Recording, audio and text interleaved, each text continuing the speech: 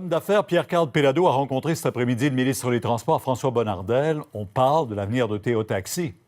Ça a été une bonne rencontre, M. Péladeau? Très bonne rencontre. Alors Alain, il a déposé, ou il va déposer sous peu, une offre pour relancer l'entreprise. En fait, il veut le faire d'ici lundi prochain.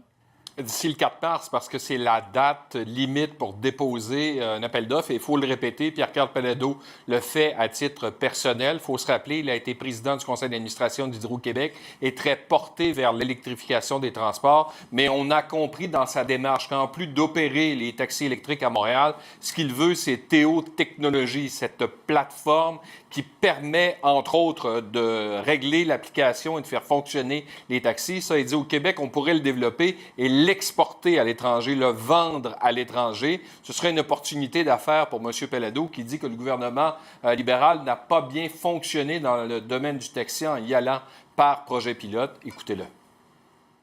Les règles ont changé parce que le gouvernement libéral de Philippe Couillard a accepté le projet Uber et est venu effectivement perturber de façon significative.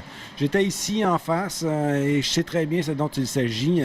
Et par la force des choses, l'industrie a évolué, malheureusement, pas nécessairement dans la bonne direction.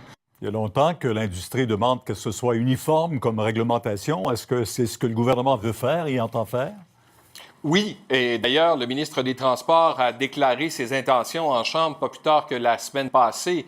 Et Pierre-Carl Péladeau, lui, souhaite, entre autres, des modifications réglementaires pour que tout le monde soit sur le même pied d'égalité, mais surtout qu'il y ait des avancées. Écoutez-le. La réglementation est obsolète. Pourquoi on n'aurait pas le droit de réserver un taxi et de pouvoir avoir le droit de payer pour une réservation? Pourquoi on ne devrait pas avoir le droit ou le choix de pouvoir payer également pour un véhicule en particulier? La tarification dynamique, alors qu'aujourd'hui, c'est une tarification qui est fixe. Alors, si on prend un taxi parce qu'on veut avoir telle sorte de taxi à telle heure en fonction de telle considération. J'ai parlé de l'accès Internet, de la publicité. On n'a pas le droit d'utiliser un véhicule pour faire de la publicité. Le ministre des Transports, François Bonnardel, doit déposer sa loi qui va modifier la loi du taxi, possiblement là, au retour des 2 semaines de relâche, parce que les travaux parlementaires sont suspendus pour 2 semaines. C'est à ce moment-là là, qu'on devrait connaître les véritables intentions du ministre des Transports. Vous allez me demander, Pierre, qu'est-ce qui arrive avec les voitures de taxi? Parce qu'on les a vues partir sur des camions à Toronto. Bien, ce qu'on dit, c'est que c'était des voitures louées et que ce sera possible soit de les acheter ou de reprendre des locations. Ça semblait pas un problème pour M. Péladeau. Alors, on suivra ce dossier la semaine prochaine. Merci.